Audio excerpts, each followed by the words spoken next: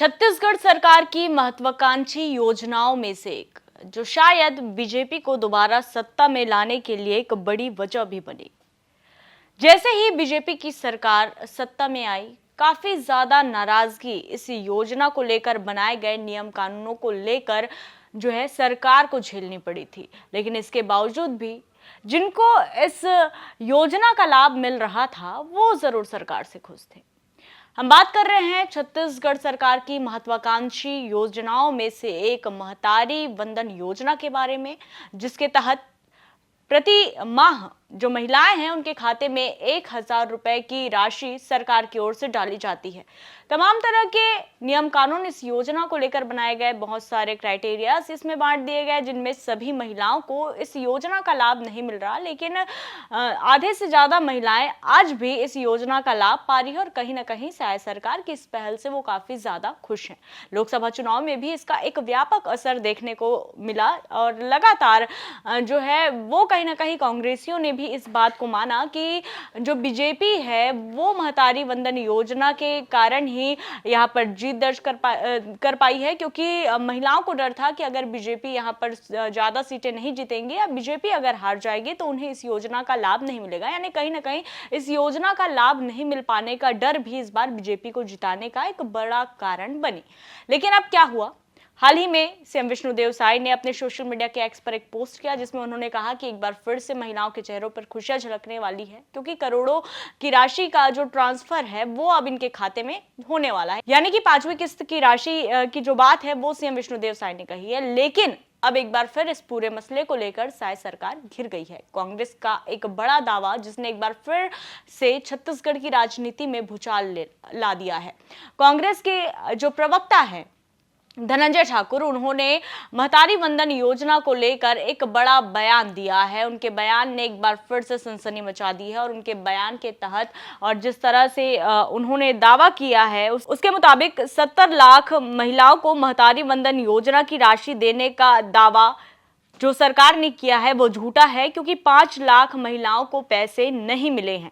70 लाख महिलाओं को अगर राशि दी जाती तो 700 करोड़ रुपए होता। सरकार ने 653 करोड़ की बात यहाँ पर कही है और इसी के साथ उन्होंने बयान भी दिया। पहले सुने क्या कुछ कह रहे हैं धनंजय ठाकुर। देखिए, महतारी वंदन योजना जिस पर 70 लाख महिलाओं को राज्य सरकार के द्वारा पैसा देने का दावा किया जा रहा है और इस माह जो किस्त आई है वो 653 करोड़ 85 लाख रुपए।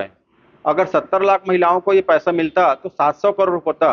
तो राज्य सरकार के दावे में ही इस झूठ का पर्दाफाश हो गया कि जो 70 लाख महिलाएं हैं उसमें 5 लाख ऐसे महिलाएं हैं जो पात्र है, उनके सरकार पैसा नहीं दे रही है।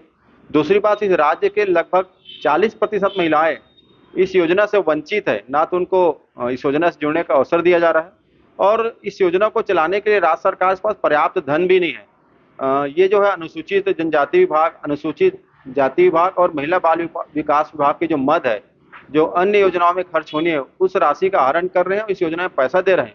इसके चलते जो अनुसूचित जनजाति विभाग है, अनुसूचित जाति विभाग है और महिला बाल विकास विभाग की जो योजनाएं हैं वो सारी शिथिल पड़ी हुई। ना तो सुपोषण कार्यक्रम चल पा रहा है, न जो अन्य जन कल्याणकारी योजना है वो चल पा रहा है। ये सरकार पूरी तरीका से वित्तीय अनियमितता के घेरे में है और इस योजना को चलाने के लिए वो बाकी योजनाओं को शिथिल कर रहे हैं और महिलाओं के साथ धोखा भी इसमें किया जा रहा है। कितनी महिलाओं को मिलता है, कितनी महिलाओं को नहीं मिलता?